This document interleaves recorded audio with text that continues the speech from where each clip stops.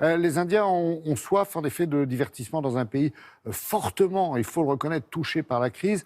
Mais ils sont aussi avides d'informations, hein. Les émissions d'actualité, en particulier, font le plein d'audience, je crois.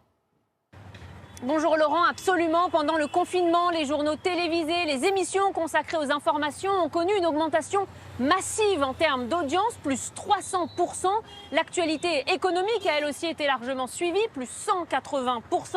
Alors bien sûr, les émissions de divertissement, les séries télévisées ont elles aussi fait le plein, mais il y a clairement un désir d'information. C'est ce qu'une journaliste star en Inde a bien compris. Elle s'appelle Barkha Dutt. Son nom ne vous dit certainement rien, mais c'est une ancienne vedette de la télé. Et depuis 8 mois, elle parcourt le pays pour documenter la crise. Équipée d'un simple micro et de son téléphone portable, elle va au plus près de la population. Ses reportages sont diffusés en ligne sur la chaîne d'information qu'elle a créée. Marion Laouamène, Navodita Kumari et Ram Paterial l'ont rencontré. Regardez leur reportage. Elle est sans doute la journaliste indienne la plus présente sur le terrain pour parler de la pandémie qui n'en finit plus de faire des victimes. Juste derrière moi, je vais vous montrer, il y a une nouvelle tombe. Chaque jour, de nouveaux corps de défunts sont apportés ici. Son nom, Barkha Dutt. Cette ancienne journaliste sur une grande chaîne de télévision indienne est maintenant à la tête de son propre média en ligne. Ce matin-là, elle est venue constater dans ce cimetière musulman l'ampleur de l'épidémie. Tout a commencé en mars dernier. À l'annonce du confinement, des millions d'Indiens quittent les villes pour les campagnes. Avec un micro, un téléphone portable, la journaliste décide elle aussi de prendre la route.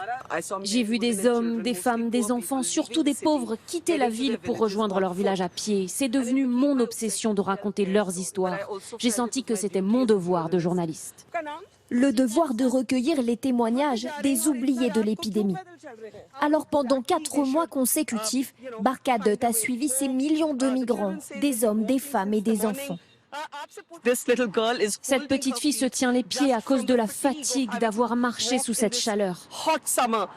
La journaliste indienne a ainsi parcouru près de 24 000 kilomètres du nord au sud de cet immense pays et réalisé une centaine de vidéos. Pour cette ancienne reporter de guerre, ce sont des souvenirs gravés à jamais et une nouvelle façon de voir son métier. Ça m'a complètement changé, ça a changé ma perception de ce que devaient être les priorités du journalisme. Ça m'a bouleversée émotionnellement de voir tant de résilience. Avec 325 000 abonnés, le média indépendant tire son épingle du jeu. Swati Yadav va délaisser les chaînes d'information traditionnelles pour celles de Barkha Dutt.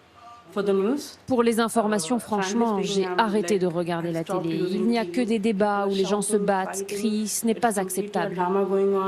Parce qu'ils passent à côté de l'essentiel. Les réseaux sociaux, pour moi, vont directement au but. Ils montrent la réalité du terrain.